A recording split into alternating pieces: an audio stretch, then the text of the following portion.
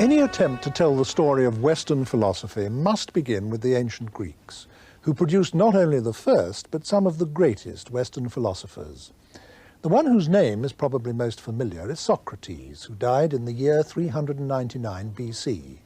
But there were several outstanding Greek philosophers before him, some of whose names are also widely known. For example, Pythagoras and Heraclitus, and there were others too, of comparable calibre, the first one of all being Thales, who flourished in the 6th century BC.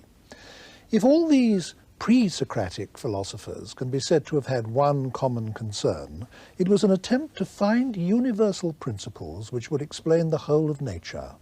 In today's terms, they were as much concerned with what we would call science as with what we would call philosophy.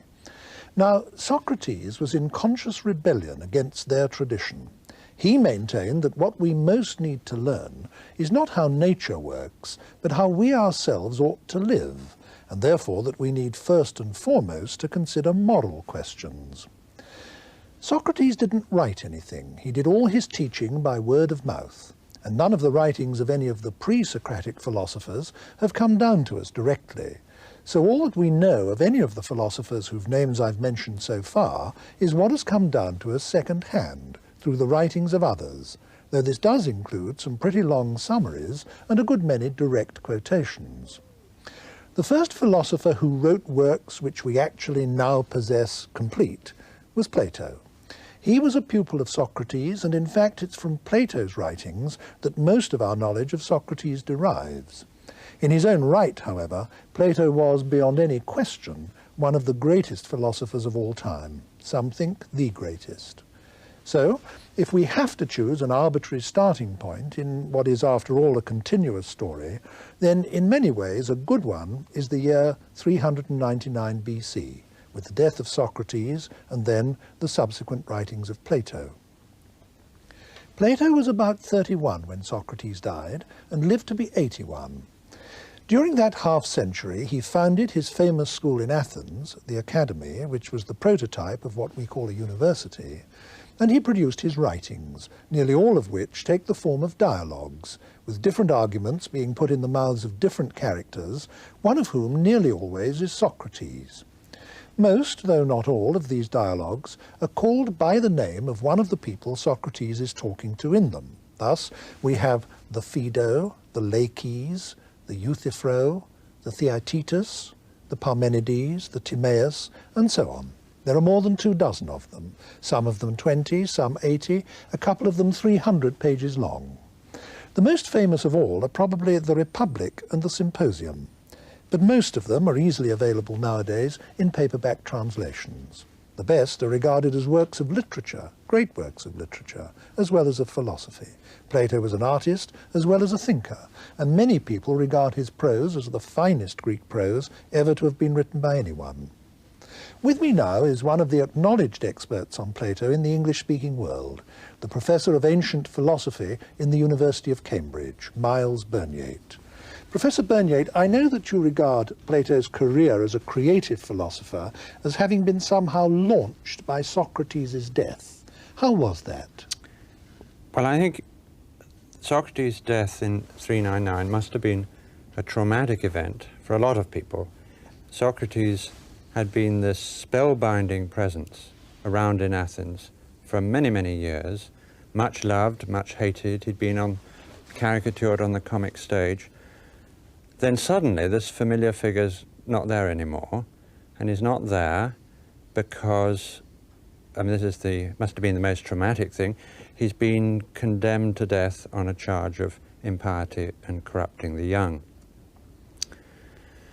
Well, he'd had a lot of followers, and some of them, amongst them Plato, began writing Socratic dialogues, conversations, philosophical conversations in which Socrates takes the lead. It must have been like a chorus of voices saying to the Athenians, look, he's not gone after all, he's still here, still asking those awkward questions, still tripping you up with his arguments.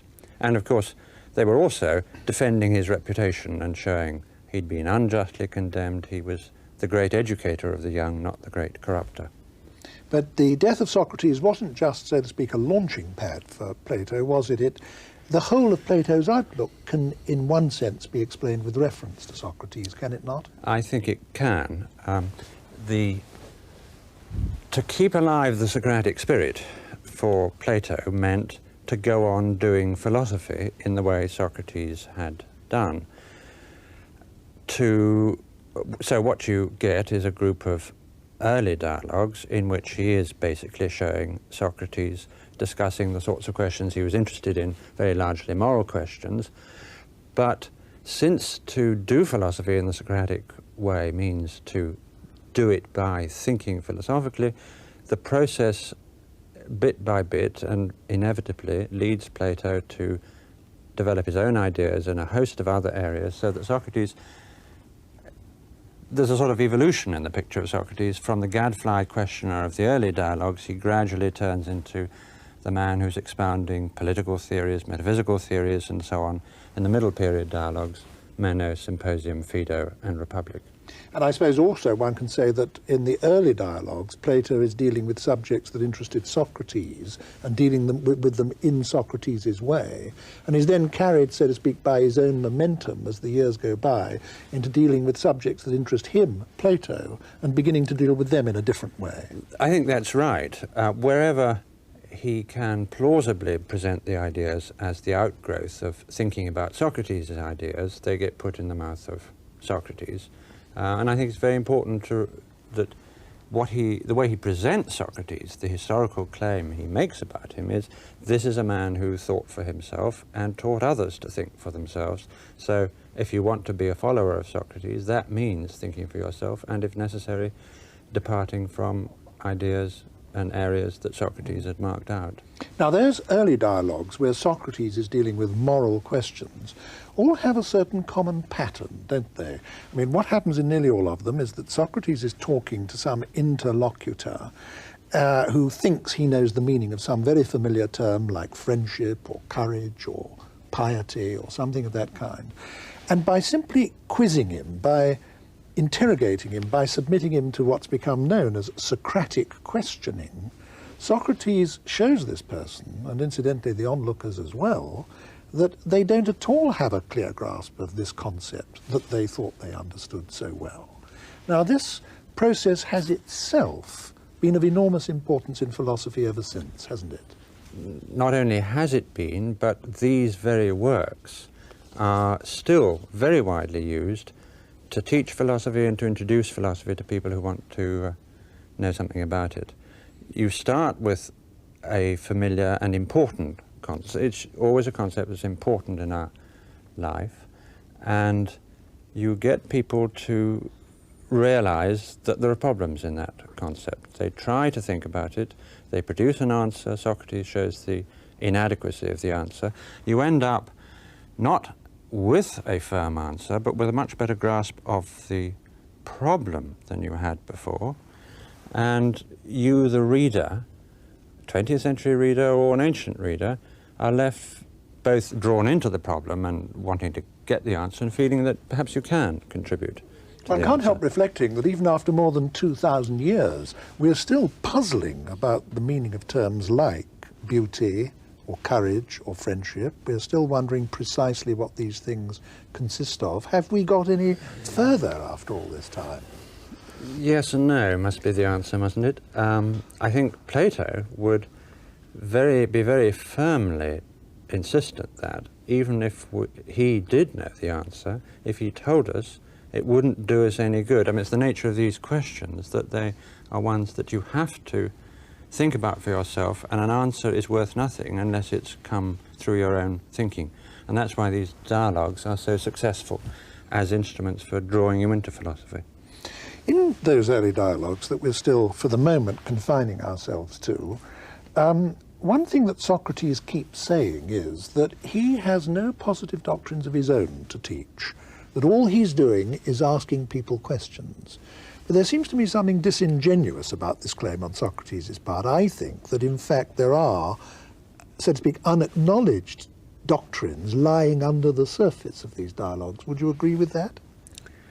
Well, there are some doctrines that emerge, not very many. there is a group of ideas which comes out in the Apology, for instance, when he says that to a good man no harm can come either during his life or after his death, and which comes out in the Gorgias when he argues at great length that injustice harms the doer and justice benefits the doer.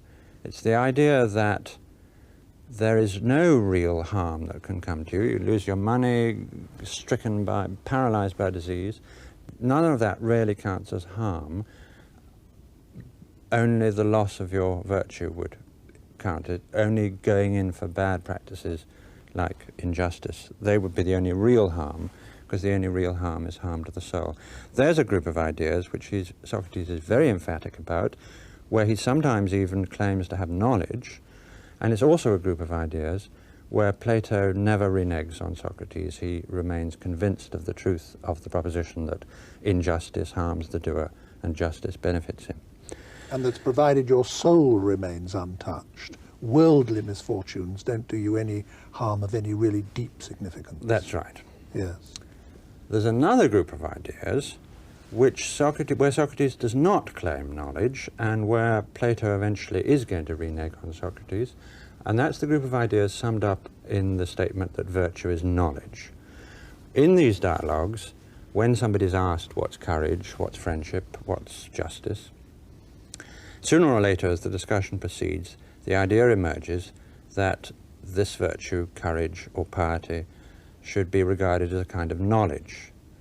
And that's just as strong and paradoxical a statement as the first group of ideas, because common sense, and I mean common sense then as now, ordinarily supposes that it's one thing to have the wisdom to know what the best thing to do in a given situation is, but another thing, which you also need, the courage to carry it out if it's difficult, or the temperance to resist an easier option instead.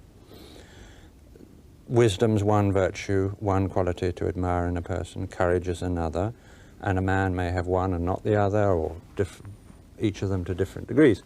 But if courage just is this knowledge, then that kind of contrast can't arise. If I don't do the right thing, it can't be that I knew what I should do, but lacked the courage to carry it out. If I lacked the courage, I lacked the knowledge, and I didn't know what the right thing to do was. So any wrongdoing that I do is done in ignorance, because I didn't know it wasn't the best thing to do, and if done in ignorance, done involuntarily. So no one does wrong willingly is the famous way it's summed up. Doesn't the unvarying dialogue form that Plato writes in give rise to two rather important and also really unnecessary problems?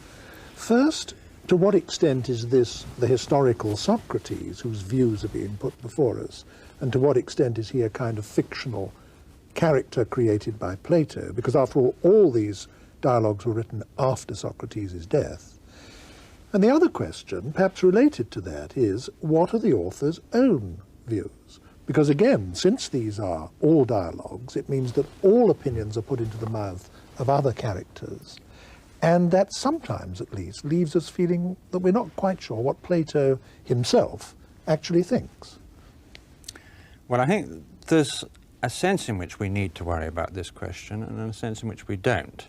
The sense in which we don't is that Plato's portrait of Socrates makes the claim, here is a man who thought for himself and would overthrow long-cherished conclusions if it turned out that he thought they were wrong, and he taught others to do the same.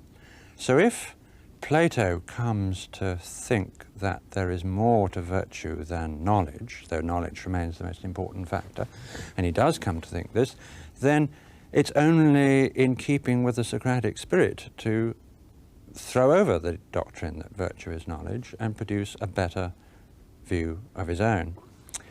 The other side of the coin is, of course, it's most important that we notice what's happening when Socrates in the Republic says something incompatible with what Socrates said in the Protagoras. Notice that we're getting a new view and how it connects with all the other concerns of the Republic, how it makes a much more complicated picture of moral education, and how it makes possible a new vision of a political ideal society. The important thing is the search and the inquiry, but it's got to be inquiry, search, with understanding of where we've got to from where. Yes, in other words, because our assumptions and beliefs and so on are open to perpetual questioning, conclusions, in quotation marks, don't have any special status. They are themselves staging posts on the road to further inquiries. That's, I think, what Plato believed very strongly. Yes. And so he's in a way demonstrating this to us by his practice. Exactly. And I think he would claim that that was what it was to keep the Socratic spirit alive. Yeah, perpetual questioning. It's usual, isn't it, to divide Plato's output into three periods, happens so often with writers and even creative artists, the early, the middle, and the later. And so far in this discussion, we've been confining ourselves to consideration of the early dialogues. When you move to the middle period Plato dialogues, you find Plato for the first time beginning to put forward positive ideas of his own, not Socrates's, but Plato's own ideas, and to argue for those ideas. Which would you say are the most important of Plato's positive doctrines? I think one has to single out two above all: the theory of forms and the doctrine that learning is recollection, the idea that to learn something is to recover from within your mind recesses, knowledge that you had before you were born. Let me take that one first of the two. I think a lot of people will think when they first hear this that we are born knowing things. That might sound a bit bizarre, but at least very closely related ideas to that have been permanent in our Western culture. I mean, idealist philosophers have thought that there was innate knowledge or innate ideas. Most of the religions, I think, believe something of the sort. And we even have eminent contemporary thinkers like Chomsky believing that you're born with a whole grammar programmed into your mind. Now, what was Plato's version of this belief? Plato's version was that this knowledge was part of the essential nature of the soul, which the soul possessed before you were born, because he believes at this period in the soul existing before it's embodied in this world. And I think to understand this theory, one's got to go back to those early Socratic discussions. If you look at one of these early discussions, somebody is asked for a definition of, let's say, courage, and Laches, who's the person who's asked that, says at one point, courage is endurance. Socrates then asks him some further questions, and he always does this when he's been given a definition. He says, is courage invariably a fine and admirable quality? Yes, says Laches. And then Socrates takes him through a number of examples of endurance, where endurance is not admirable at all, maybe very foolhardy, pig-headedness, or yeah. It may just be morally neutral, yes. as when a financier keeps on spending money, enduring the losses, because he knows he's going to get a profit at the end. So if endurance is morally neutral or bad, courage isn't, courage is always good, then courage can't be endurance. That's a typical pattern of Socratic discussion. Logically, all that's actually happened is Laches has been shown that his beliefs are inconsistent. If we take all the answers together, they can't all be right because they contradict each other.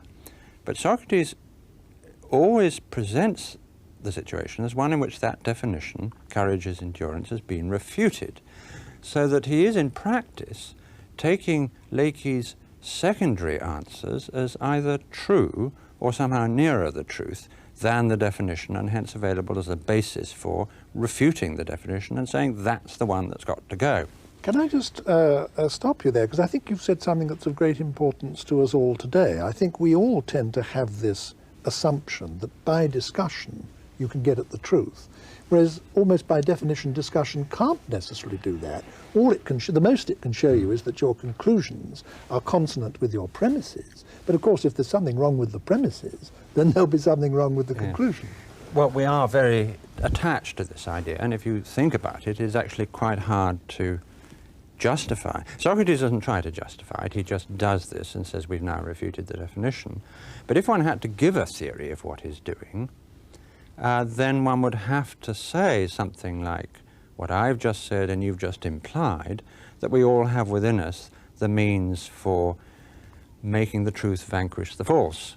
And that's exactly what Plato does in the Meno. He produces, as it were, a theory of Socratic or philosophical discussion, which puts forward the suggestion that we all have latent within our minds the correct answers to these questions: what is courage, what is justice, and so on.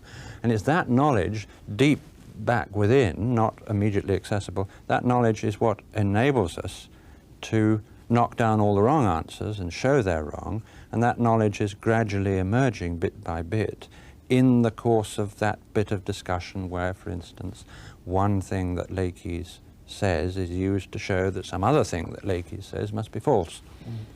Now, I know that in your view, the doctrine you've just expounded for us ties up directly with what the basis is for Plato's most famous doctrine of all, the theory of forms.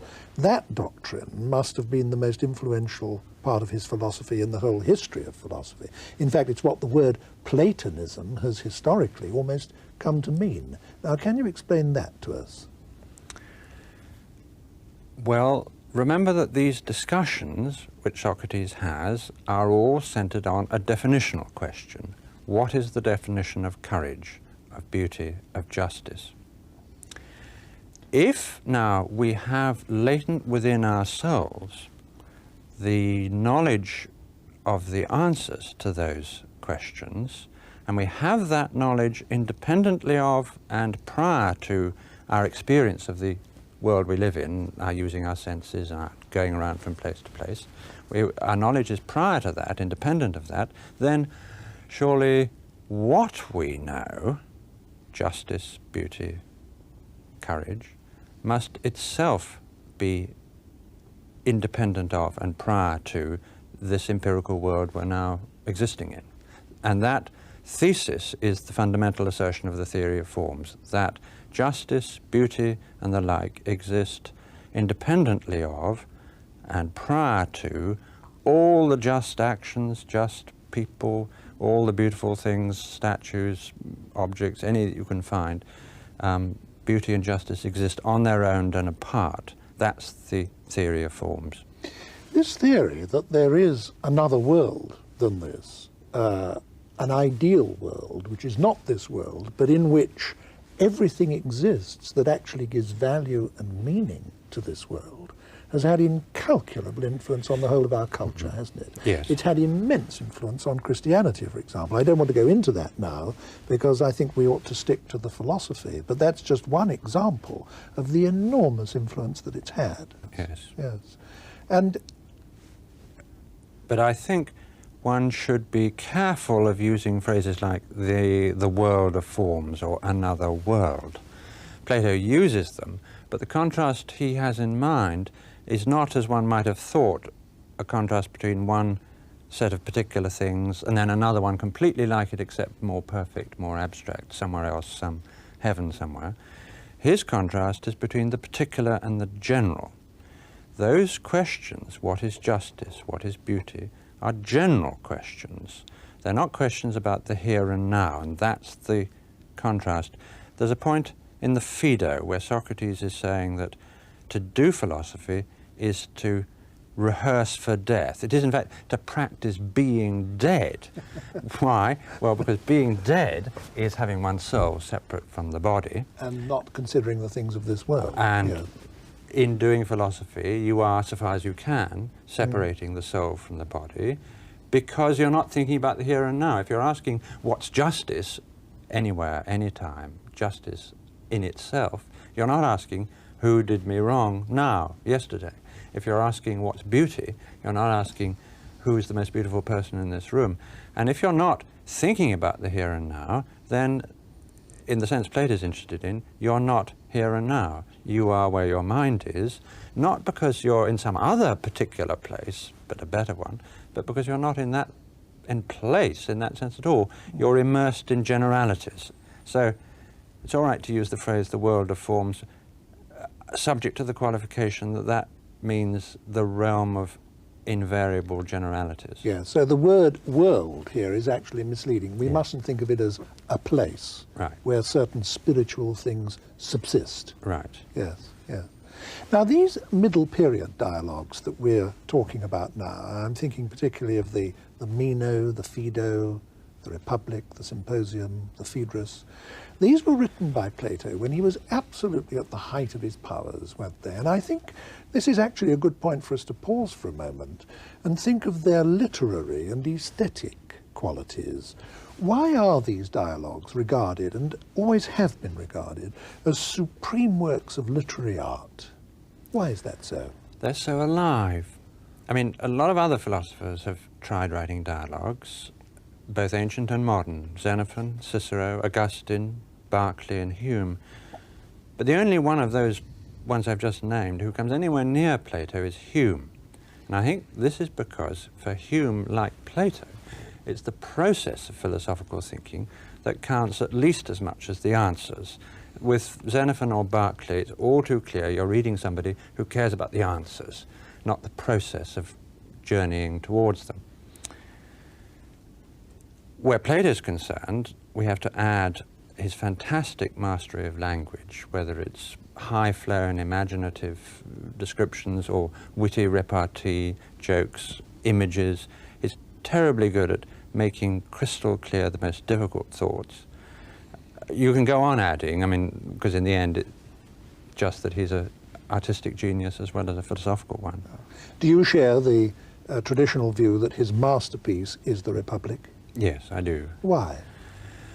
I think because it's in the Republic more than anywhere else that he makes good his belief that every question is connected with every other, and that the inquiry really can't stop, that even a conclusion for now leads on to the next problem. I mean, you begin with a straightforward question, what is justice? Familiar Socratic kind of question. That becomes the question, is justice a benefit to its possessor? And Socrates sets out, and this is really the task of the whole Republic, to show that justice is a benefit to its possessor, indeed the thing you need most of all if you're to be happy, whereas the unjust man is the most miserable of all creatures. But to do that, it turns out he has to give a theory of human nature. He divides the soul into three parts, and this is where he reneges on Socrates' thesis that virtue is knowledge. Virtue turns out to involve more than knowledge, though knowledge must be in control. And with the idea that knowledge is something that can and should be in control of the non-rational factors, you also get the idea, but now becomes possible, of a society in which knowledge was in control.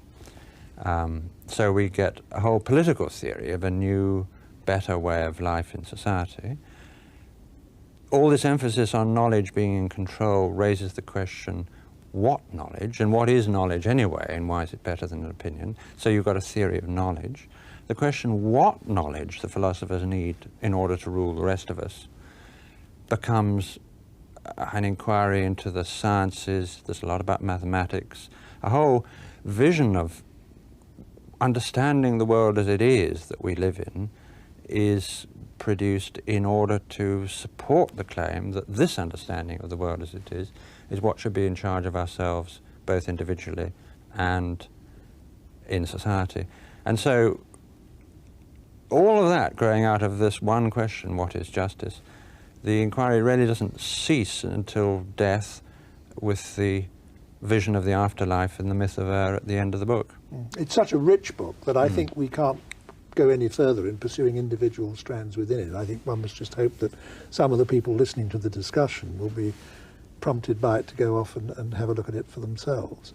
I think we must move on now to the later dialogues of Plato, and when we do, when the move from the middle to the late period of Plato's output shows us another change of character again.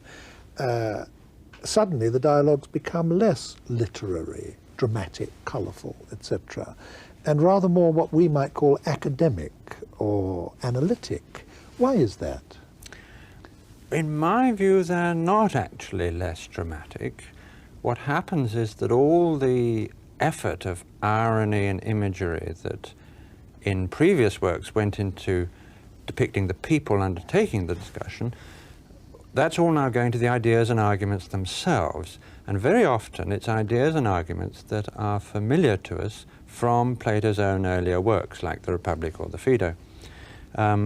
Plato, I mean, one of the extraordinary things about Plato, and he may have been the first writer in history to be able to do this, is he built up a relationship with his readers such that when writing one work, he can take it for granted that his readers have read his previous works. He can surprise them, he can make allusions, he can build up resonances through that. And what he most of all does with that is conduct a sort of public self-scrutiny of his own earlier ideas, relying on us, the readers, to know what they are, but saying, so to speak, don't get too enthused by the Phaedo and the Republic. It was all very fine stuff, I know, but these truths, if they were, are no good to you or to me if we can't defend them against criticism. And maybe they weren't truths anyway. Maybe they were all wrong.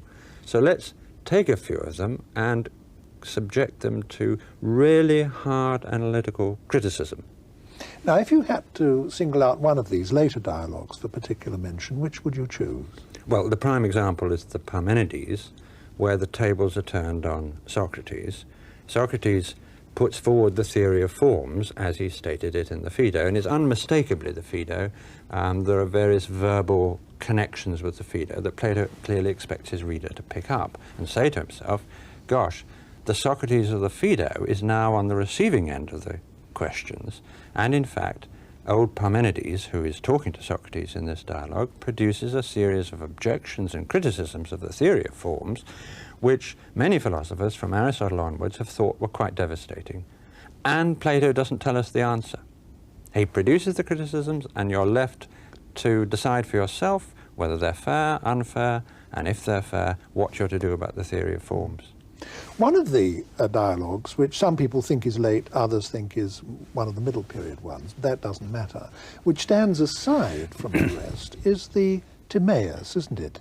Partly because it actually contains more cosmology and science than it does philosophy, but mostly, I think, because it also contains a wonderfully poetic creation myth, not dissimilar, actually, to the one in the book of Genesis that I think we're all familiar with. Now, why did Plato do that? I mean, what I have in mind in asking the question is this. Do you think, for example, he believed it literally, in the way one must assume, I suppose, that the ancient Hebrews literally believed in the book of Genesis? I myself think he did not believe it literally. The question was controversial in ancient times, but Plato's closest associates took the view that Plato presented a narrative of the divine craftsman imposing order on chaos, meaning this to be a vivid way of presenting an analysis of what he took to be the fundamental constituents of the whole universe. He wanted to see the entire universe as a product of order imposed on disorder, and particularly mathematical order, and that, of course, is something very different from Genesis. The divine craftsman is embodying, above all, mathematical intelligence in the world at large. So it's a poetic way of explaining the intelligibility of the world, which has been a mystery for people, actually, from the earliest times until now. Right, and of course, such a general proposition as the proposition that the whole universe is the product of imposing order on disorder isn't a proposition that you can prove either in general or in all its vast detailed ramifications, and Plato is very well aware of this, and that's another aspect, I think, for another reason why he puts it forward as a myth, but a myth which is the guiding inspiration of something that Plato was very serious about. That's a research program in which he enlisted at the academy all the leading mathematicians of his day. Every advance in mathematical astronomy, mathematical harmonics, even a medical theory which shows disease and health to be a matter of the proportions between the constituent elements in the body, each such step forward is a further proof of something Plato cared deeply about, the idea that mathematical regularities and harmonies and proportions are what explain things, and these mathematical harmonies and proportions are, for Plato, the prime examples of goodness and beauty. So really, this is a vision for a scientific research program which is to show that goodness and beauty are the fundamental explanatory factors in the world at large. What you're saying now makes me wonder how all this ties up with the Republic, because when you were talking about the Republic a few minutes ago, one of the things you stressed was that that is, in a sense, a complete philosophy. Well, now, how does what Plato is saying in the Timaeus fit into that apparently already complete philosophy?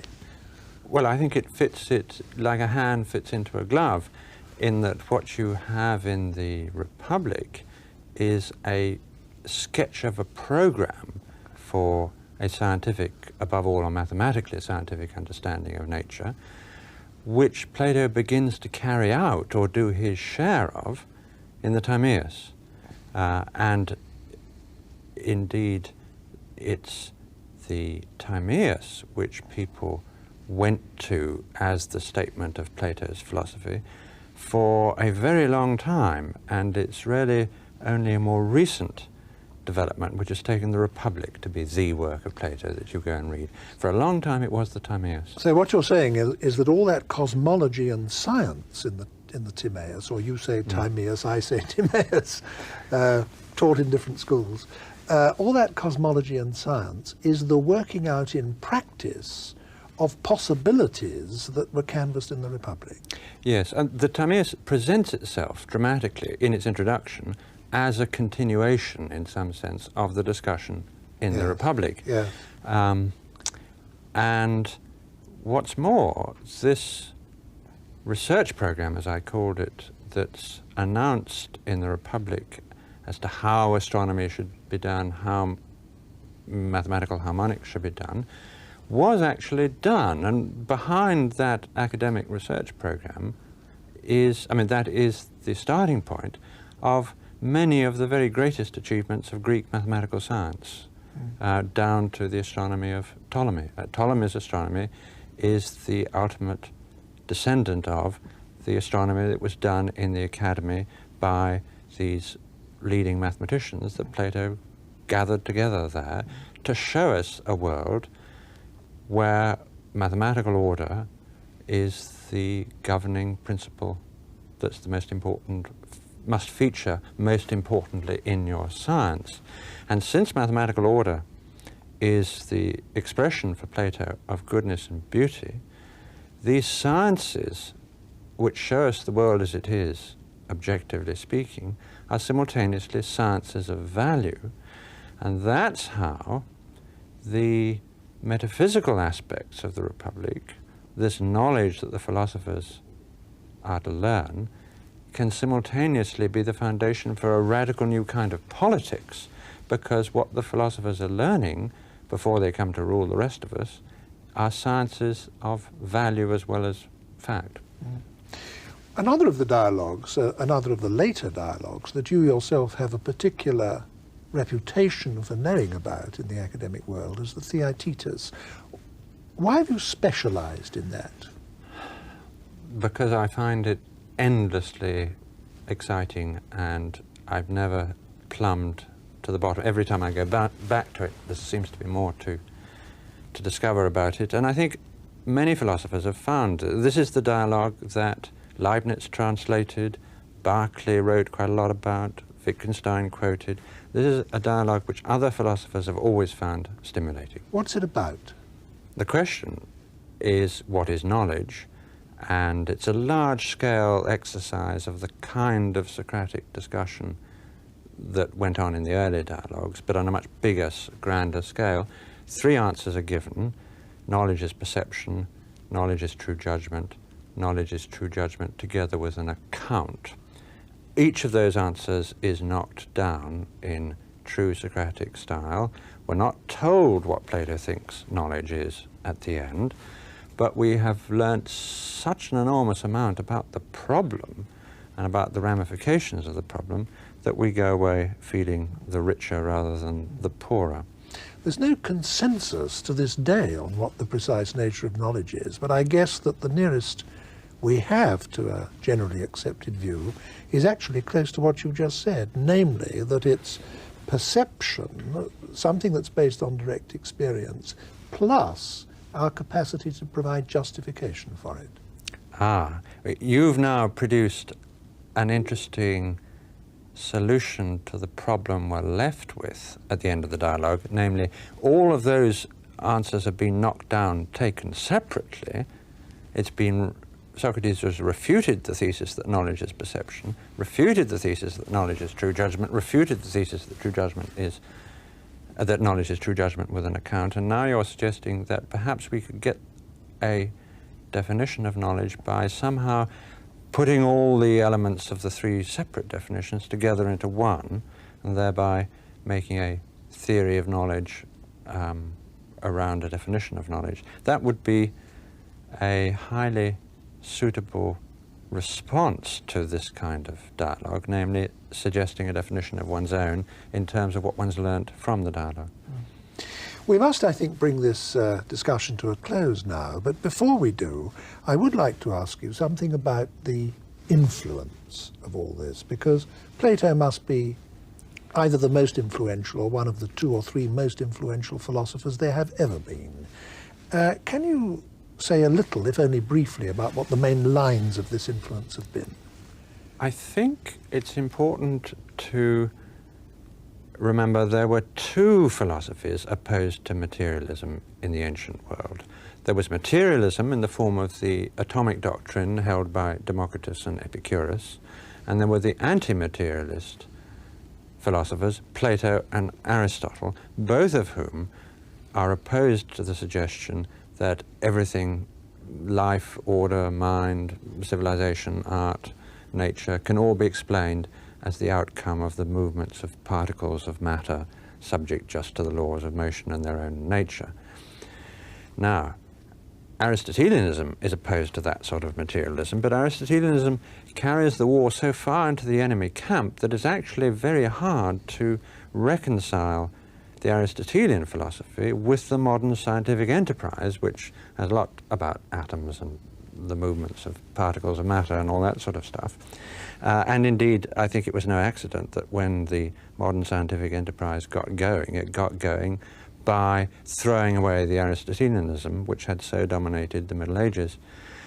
But Platonism is much easier to reconcile with the modern scientific enterprise, and that's why I think, since the Renaissance really, Platonism has lived on after the death of Aristotelianism, because that's a philosophy which you can use or be influenced by if you're seeking to show how scientific and spiritual values can be reconciled, if you want to do justice to the complexities of things where materialism is giving just too simple and simplistic a story. And there's something very contemporary to us, isn't there, about the fact that Plato's cosmology and Plato's science is based on an essentially mathematical physics. Yes.